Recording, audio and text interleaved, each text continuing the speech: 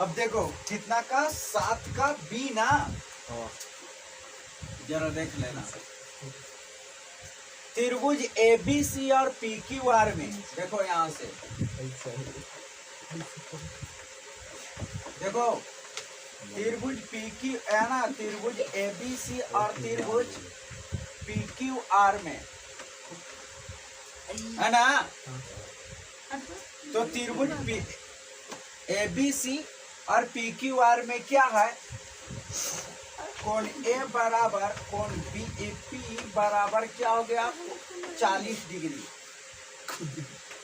A B बराबर कितना है 4.5 सेंटीमीटर और ए सी बराबर कितना है 5 सेंटीमीटर तथा पी क्यू बराबर कितना यहाँ से 4.5 और क्यू आर बराबर कितना हो गया यहाँ पे ये 5 सेंटीमीटर। देखो ये इतना दिया हुआ है यहाँ पे। दो गो त्रिभुज है, त्रिभुज एबीसी और त्रिभुज पीक्यूआर में कोण ए बराबर कोण पी 40 डिग्री है, कोण ए बी बराबर इतना है, कोण ए सी बराबर इतना है, ठीक है। कोण पी क्यू बराबर इतना, कोण क्यू आर बराबर 5 सेंटीमीटर। अब बताना ये है इसमें तो क्या दोनों त्रिभुज सर्वांगसम होंगे, ये चीज तो ऐसे काम नहीं चलेगा। देखने से पहले फिगर बनाओ, देख लो यहां से। जैसे त्रिभुज एबीसी हुआ ना, और त्रिभुज काची हो जाएगा, एक और बना लो यहां से पी क्यू आर। और समझ में आया? देखो काची है, कोण ए बराबर कोण पी है। चलो कोण ए बराबर कोण पी, ये भी 40 डिग्री और ये भी क्या हो गया 40 डिग्री। समझ में आया? हमें कौन कौन सा मालूम है, देखो यहाँ से एस ए एस होता है, ए एस ए होता है, ए ए एस होता है ना, S S S S S S होता है, आर एच एस होता है। बस इतना ही ना होता है। हाँ। अब इसी में से कोई ना कोई एक कंडीशन को फॉलो करना पड़ेगा यहाँ पे, ठीक है। अगर इसमें से कोई भी शर्त नहीं लागू करता है तो फिर सर्वांगसम नहीं होगा, और इसमें से कोई अगर एक लागू कर देता है ना तो फिर क्या होगा, सर्वांगसम होगा। बस समझ में आया? तो चलो यहाँ देखो यदि करते हैं, कोण ए बराबर कोण पी हुआ ना,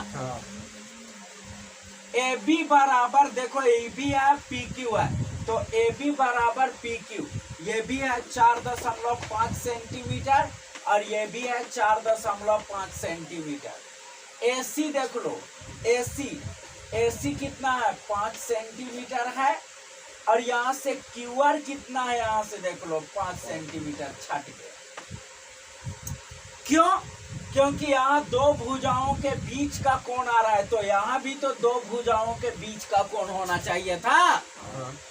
लेकिन यहाँ कहाँ दो भुजाओं का बीच का कोण नहीं है, तो इसीलिए अगर में कुछ नहीं, अगर एस ए एस यहाँ तो बन रहा है, लेकिन अगर ये बराबर ये है तो ये बराबर ये हो जाता, बीच का कोण बराबर हो जाता। समझ रहे हो? यानी ये बराबर ये हो गया, ये बराबर ये हो जाता, और बीच का कोण बराबर हो जाता, तो एस ए एस से हो जाता। समझ में आया ना? लेकिन वैसा हुआ नहीं, यहाँ पे ये हो गया, तो इसीलिए कह सकते हैं कि ये सर्वांगसम नहीं है। सर्वांगसम नहीं है। समझ में आया? क्योंकि जब भी होता तो इसी को न लागू होता, काहे कि दो गो है ना, दो गो साइड दिया हुआ है, दो गो भुजा दिया हुआ है, एगो कोण दिया हुआ है ना, तो ये इसमें दो भुजाओं के बीच का कोण, तो इसको में भी दो भुजाओं के बीच का कोण होना चाहिए था, है ना। लेकिन वैसा हुआ नहीं, इसीलिए ये क्या हो गया, ये दोनों जो है सर्वांगसम नहीं है। बस हो गया ये, ठीक है।